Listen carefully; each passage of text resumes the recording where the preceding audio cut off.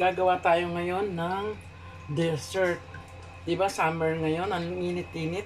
Kaya gagawa tayo ng pampalamig.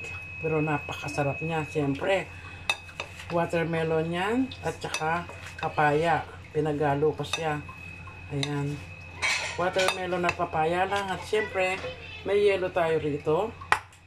May condense at saka evap. Ngayon, lalagay muna natin ito. Maglalagay tayo ng evap para mas masarap ang ating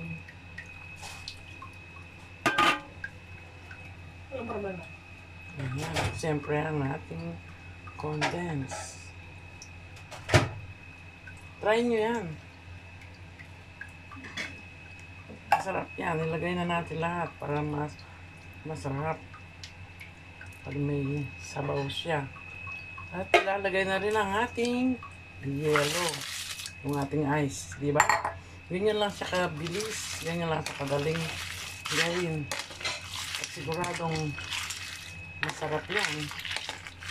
Try ninyo. Medyo malalaki yung aking yellow.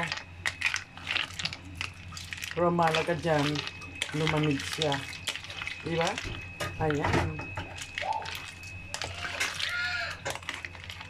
Napakasarap.